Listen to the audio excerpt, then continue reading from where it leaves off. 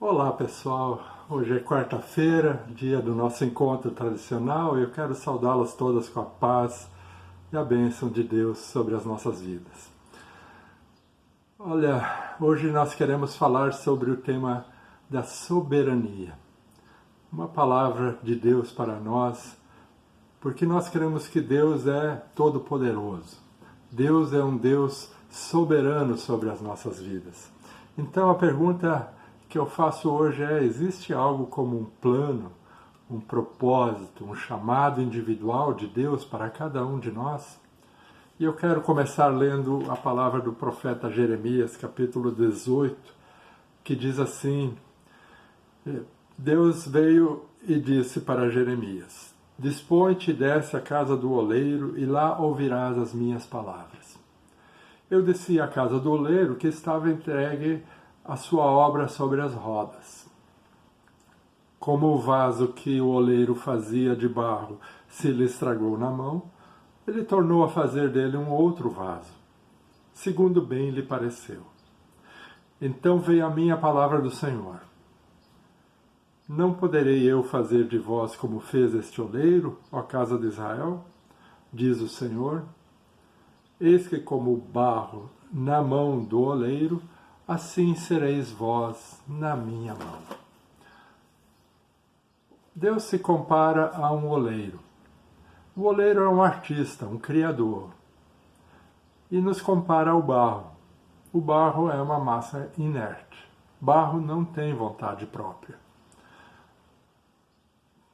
O oleiro faz e refaz a sua obra de arte dentro de um plano, de um desenho que ele já definiu anteriormente em sua mente. Assim como um escultor, ele já tem um propósito definido em sua mente antes de começar a esculpir a pedra bruta. Pensem nisso. Vamos lembrar de um Michelangelo, que esculpiu aquela grande obra chamada Davi. O Davi de Michelangelo certamente já estava pronto em sua mente antes que ele começasse a tocar naquela grande pedra de mármore ou granito. Diante disso, eu creio que uma das coisas mais importantes em nossa passagem por este mundo é compreendermos qual é o nosso lugar nele, nosso chamado e propósito. Muita gente passa a vida inteira brigando com quem é, com o seu jeito, a sua forma, as suas aptidões, virtudes, bem como suas lacunas e deficiências. E a nossa inconformidade com o lugar e o propósito que temos na vida gera constantes conflitos. Acaba sendo a causa de muitas doenças, ansiedades e uma insatisfação geral em relação à vida. Dentro disso eu leio mais uma palavra da carta aos Romanos, que diz assim: Tu, porém, me dirás, de que ele se queixa ainda? Fala de Deus, de que Deus se queixa? Pois quem jamais resistiu à sua vontade? E aí a pergunta do apóstolo é: quem és tu, ó mulher, ó homem, para discutires com Deus? Porventura pode o objeto perguntar a quem o fez: Por que me fizeste assim? Ou não tem o oleiro direito sobre a massa, para do mesmo barro fazer um vaso para a honra e outro para a desonra? Vejam, se nós observarmos, por exemplo, a cultura oriental, é interessante vermos como eles veem a vida de um jeito diferente. Mesmo não tendo um criador pessoal, a maioria não crendo num Deus relacional, criador, eles levam a vida numa conformidade com o que são e podem ser, que nos impressiona. Para nós, eles são um tanto fatalistas, conformados, porque atribuem tudo ao destino e se conformam com isso. O destino acaba se tornando um Deus absoluto para eles. Mas é interessante que, por outro lado, nós que cremos num Deus pessoal, cremos num Deus soberano, que nos fez para um propósito na vida, passamos o tempo todo em rebelião com Ele. Questionamos seus desígnios, sua vontade para conosco. Como barro, estamos sempre brigando com o oleiro e dizendo: por que me fez assim? Por que eu estou neste lugar? Por que pertenço a esta família, a esta comunidade? Por que eu sou gordo, magro, alto, baixo? Por que sou como sou? Você já deve estar pensando talvez e dizendo: tá, mas Deus não me fez uma pessoa, um ser livre, criativo? Por que então me deu a inteligência, a capacidade de pensar, raciocinar? Será que eu tenho que ser como uma pamonha, conformado com tudo, um ser inerte, incapaz de gerar algo novo, de pensar algo diferente, de buscar o progresso, a transformação? E aí está uma questão interessante. Se por um lado respondemos que sim, Deus nos fez com limites, propósitos, lugares específicos na vida, por outro lado Ele também nos fez com inteligência, co-criadores seus, pessoas imbuídas de vontade, de desejos que nos capacitam para a evolução, para a transformação. Então talvez seja importante atentarmos para os limites entre uma coisa e outra. Há coisas pelas quais eu posso e devo lutar para que sejam transformadas, sejam novas e diferentes. Suplantar e vencer um passado de agressividade familiar, por exemplo. Isso é necessário. Tenho que lutar por isso. Criar um novo contexto para que a geração futura, depois de mim, possa ser marcada por um outro contexto de harmonia familiar, de paz, de segurança, de cuidado mútuo. A agressividade, nós sabemos, não é da vontade de Deus para nós. E contra ela devemos sim lutar. Não podemos nos conformar. Não posso dizer: eu sou assim por causa da minha criação, sempre fui assim, é assim que vai ser, e vocês têm que me aceitar como eu sou. Não. Deus me capacita, me dá o seu Espírito, me liberta e me dá a condição de buscar um novo ser. Buscar a transformação do meu caráter, do meu estilo de vida, da visão de mundo, para que tudo isso se torne digno de eu ser chamado filho seu. Para que reflita o padrão dele em minha vida. Mas do outro lado, tem coisas que não dependem de mim, ou pelas quais eu não devo ser infeliz. Se não tenho toda a inteligência que gostaria de ter, se sou mais baixo do que gostaria, se nasci com determinada genética, paciência. Sejamos felizes do jeito que somos. Eu posso ser infeliz por causa da minha genética familiar que determinou que meus cabelos caíssem na meia-idade. Fazer o quê?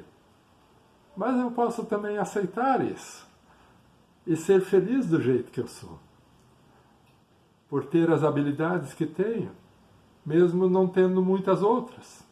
Posso ser feliz por ter a família que tenho, a comunidade na qual estou.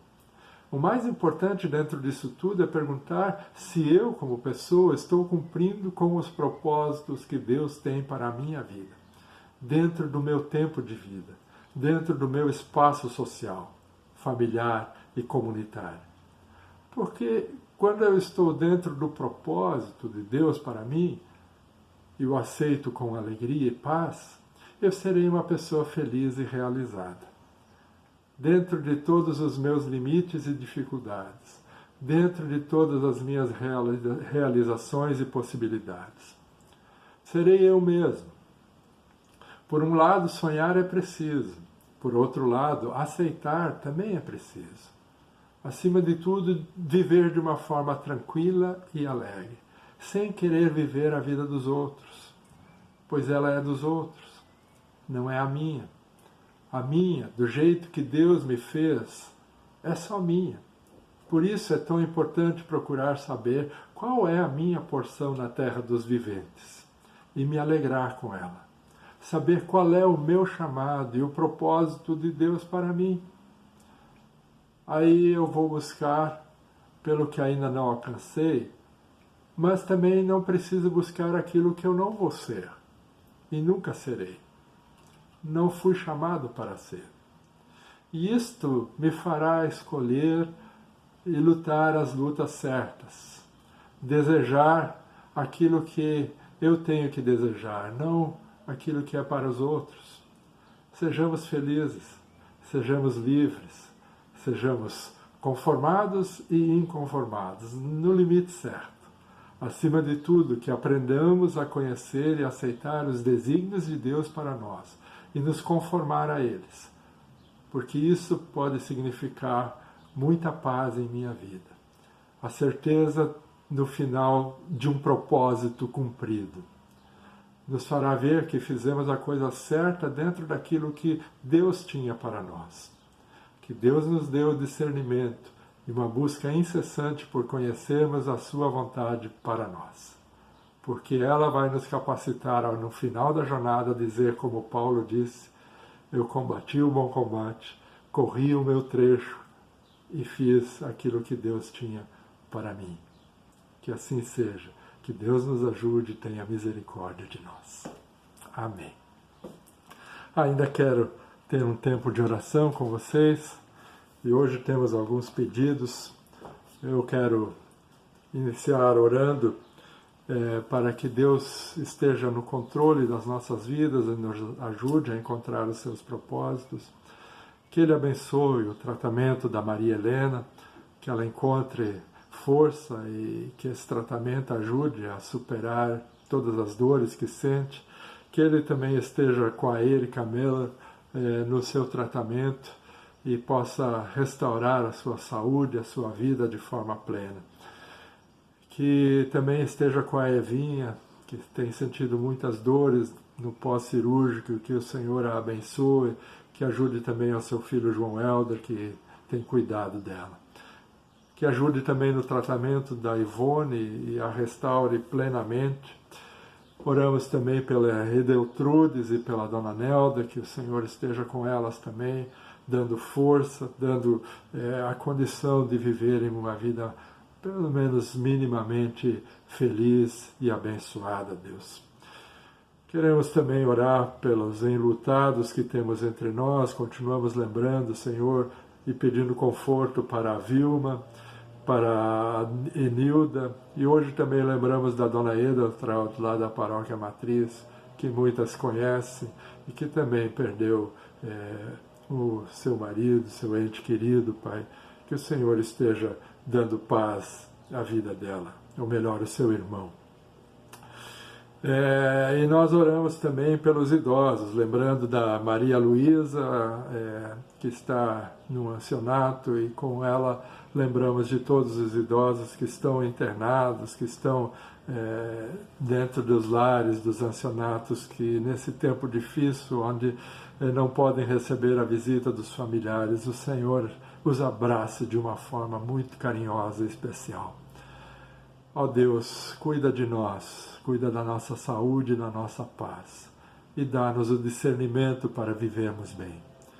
Em nome de Jesus, que nos ensinou a orar: Pai nosso que estás no céu, santificado seja o teu nome.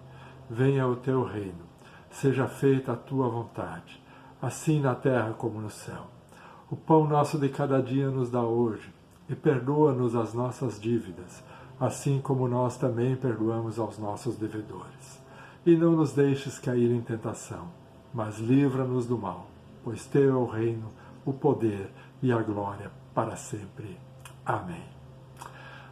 Abençoado final de encontro para todos, que Deus esteja com vocês e que tenham um restante de semana muito legal. Um abraço.